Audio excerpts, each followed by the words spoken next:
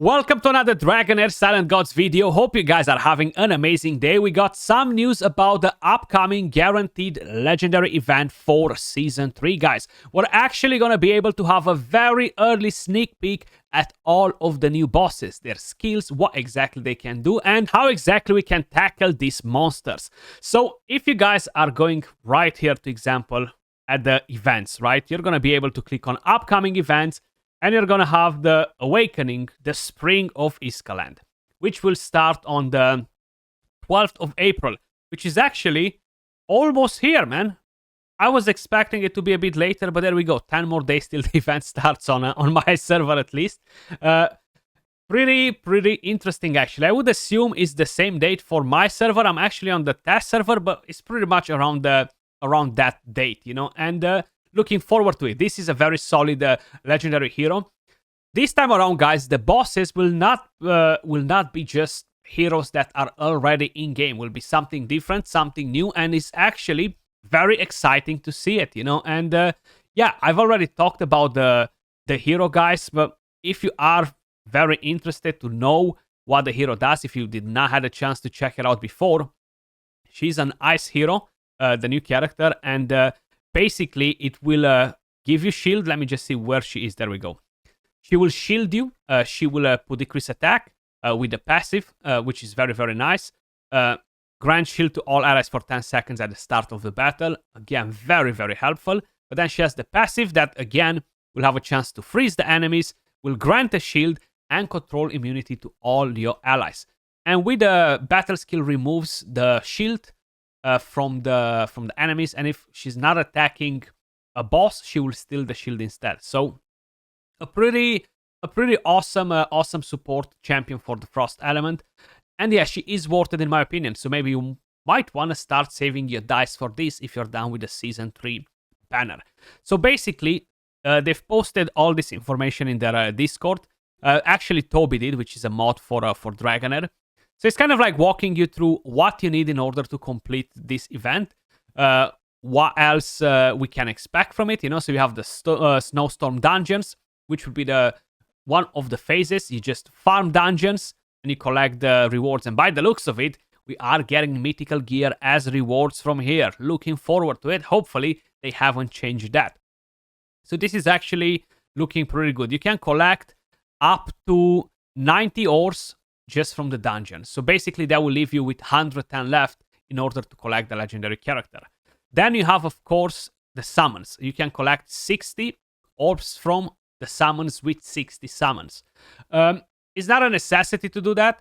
You can complete this by having 40 summons if you do at least 11 million damage on the Chaos Shadow bosses, you know? So either 40 summons, either 60. Probably I will attempt to do it with 20 summons this season. Then you have, of course, the Continental Challenge. You can earn up to 90 from here. And this, again, will be based on how much damage you're dealing. You're going to have 6 elemental bosses. And each one of them will reward you with a specific amount based on what sort of damage you're dealing. Of course, it will be all the way up to 22 million damage. That will reward you with 5 ores. You're going to start with 2 bosses, 3 bosses, 4, 5, 6. So you're going to have 4 different weeks to do it. Or maybe there were 3 bosses to begin with. So you can slowly collect all the 90 or less depending on the damage that you're doing. And then, of course, will be the leaderboard. So the more damage you're going to deal on each one of these bosses, it will accumulate. And that will give you a good placement on the leaderboard. Now you can collect some from the actual leaderboard from here. And you can collect other good rewards from here too, which is actually very interesting. You're even getting mythical gear. You have plenty of different things to get from here. So this is a very nice thing to see that they are giving mythical gear on leaderboards. You know, hopefully to higher tiers. Then, of course, once you collect the 200 ores, you can purchase the hero. But let's actually have a quick look at the bosses. So Toby posted all of them on his YouTube channel. So we're basically going to have a quick look at each one of the bosses. We're going to quickly review the skills and to see what we can expect from them, because there are quite a few different things. So this is the Radian's boss, right? So let me just quickly go a bit back to be able to read the skills, because it seems like his going pretty fast. Immune to all control effects, all of them will be the same. The hero gains stackable total damage bonus permanently each time they release their ultimate skill.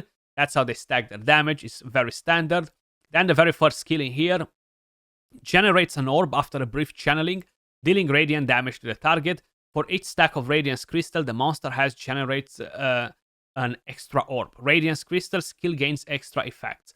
5 stacks at most. So basically it's increasing the damage. So that's one of the skills. Is a single target, basically on himself. Then we have a full AoE. Cast the spell for 6 seconds, during which a random enemy is attacked every 0.5 seconds, with each attack dealing radiant damage.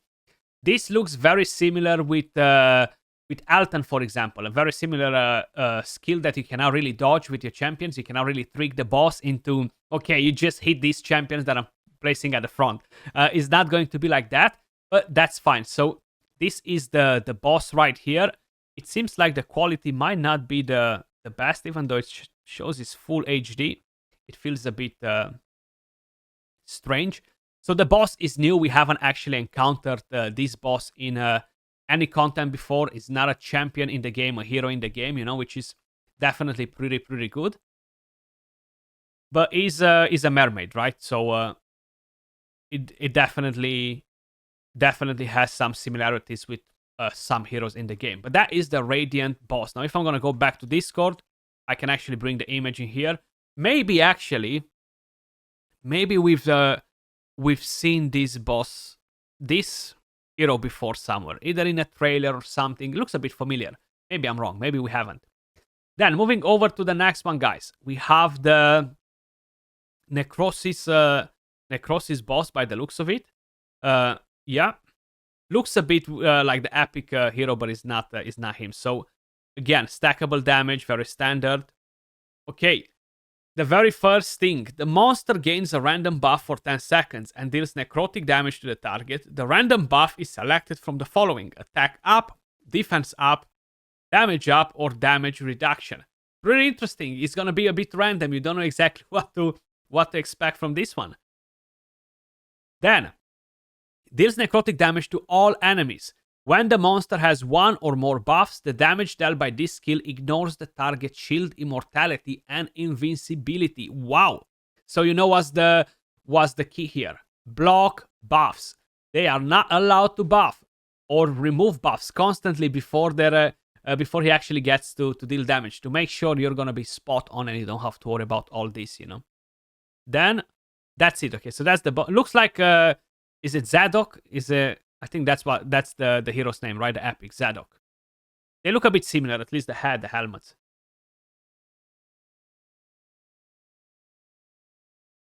Okay.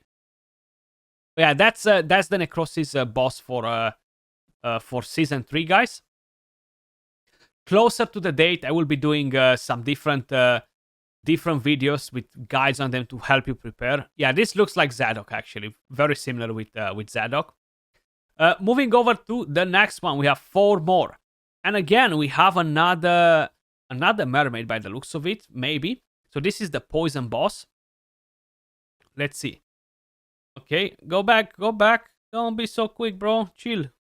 Okay, there we go. So one of the passives, I think. Or no, it's one of the skills, maybe. When the monster deals damage to enemies, there's a 25% chance to inflict one debuff randomly, selected from the following: attack penalty, crit rate penalty, crit damage penalty, and attack speed penalty. Wow, so some of these almost seem like new debuffs. I don't recall having any characters in the game to do decreased crit rate or decreased crit damage. Maybe I'm mistaken. Maybe I just forgot about them, but I don't recall having any of them. Interesting one right there. Immune to all control effects. Total damage bonus stacks. Okay, then the first skill. Deals oh, that was a passive, actually. Interesting. Deals poison damage to the enemy with the highest attack, marking them for 6 seconds. During this time, the hero will shoot an additional arrow at them when launching a basic attack, dealing additional poison damage. So your main damage dealer will be in trouble with this boss. Interesting. Very, very nice mechanic. It's a bit different, right? It's a bit different than what we had previously. So Then we have an AoE which can be dodged, so you don't really have to worry about it so much. You can just trick the boss with a tank and another character.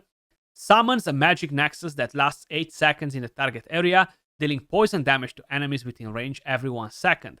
While the magic nexus exists, enemies who die in it cannot be resurrected. Oof. That sounds pretty nasty. So you gotta make sure you're not getting destroyed in there, you know? Okay. Ah, okay. It's not a mermaid. It's just a completely new character. Okay. This skill, the skill sounds like Stegamuffin, Megamuffin, the hero that was added in season 2. Then let's quickly check this as well. Yeah, so there we go. Lightning damage. Moving over to the next one. This is the ice boss. So stacking the damage, standard stuff. And we missed the very first one right here. Deals cold damage to enemies within range with a 100% chance of inflicting frost. This again is going to be very easy to trick, because it is an AoE. But as long as you have the tank and somebody else next to it, spread the rest of the heroes, you're going to be spot on. And we have this one as well. Grants attack up to all frost allies for 10 seconds. Then releases frozen air to deal cold damage to enemies within range with a chance of inflicting frost for 10 seconds. So this is, again, a melee hero, which is fine. It's going to be very easy to trick like this. You just send in the tank will keep him busy, basically, you know? And, yeah, seems like it's going to be easily tricked. Okay, this looks a bit like Hochadir, even though it's not him. Looks a bit similar, which is fine. As long as it's not him, it doesn't matter, you know? It's not the same character. At least it's a bit of effort in it, you know. I really don't understand why the bosses look so bad in here. Like, maybe it's just something on my side, the monitor, or I don't know. But this is the boss right here. It's kind of like a mixture in between someone right in the game. It's kind of like combining two different characters and making the Ice King. Looks pretty badass. Then moving over to one of the last bosses, which is the lightning boss. Enemies take 100% more necrotic damage. Okay. Let's see what we can expect from this one. Okay. That was a new passive. Let me just quickly check it. The monster can switch between shield form and sword form to gain different skill effects. Basic attacks deal lightning damage to all enemies. Basic attack deal lightning damage to the current target. Okay, so it can become AoE. How do we play around with this? So stackable. Then we have a single target right here. Deals damage to the furthest enemy and inflicts stun for 5 seconds. If this debuff fails to be inflicted or is dispelled within its duration, the monster will take the lightning damage and enter backfire for 10 seconds. Okay, so it's very similar with the Ancient Battlefield, right? Very similar with the Ancient Battlefield. Now that will be a bit of a challenge, man. That will be a challenge, 100%. What else we have? Switches to the sword form and gains attack up for 10 seconds.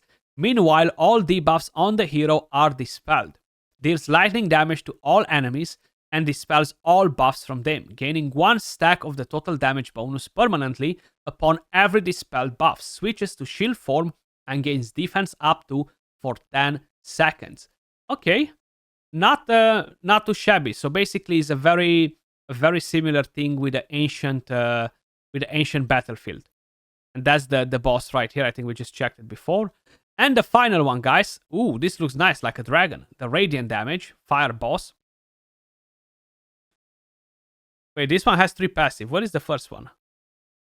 He's moving it so quick that we cannot read it, guys. For each stack of buffs on the monster has, increases its damage dealt by 10%. Okay. Immune to all control effects. The hero gains stackable damage. Then deals fire damage to all enemies and gains 1 stack of damage reduction. Okay, so he's gonna gain damage reduction. And we have another AoE attack. Soars to the sky and calls young dragons for assistance. After 15 seconds, it returns to deal fire damage to all enemies and sacrifices the young dragons. Each sacrificed young dragon grants its 1 stack of damage reduction for 15 seconds. And we have... Ooh, that's actually nice. That is actually nice. So we got a proper dragon in here, guys. This looks very similar with the Tempest Domain in terms of skills, right? I think so, yeah. So a bit of a small modification here and there, but it's better than having just a hero, guys. You know, it's better to have some bosses that can just play around a bit with the skills, change them, you know. It's definitely an interesting thing to see. But let me know your thoughts in the comments down below. Are you guys excited for this new guaranteed legendary event? Are you planning to try and get her? This is for Season 3, by the way, the new hero. Of course, every season has one. We had the U tier in Season 1, which is pretty weak sauce. Art Rat in Season 2, which is amazing. And now we have her. Appreciate every single one of you guys watching, and I'll catch you all in the next video. Peace.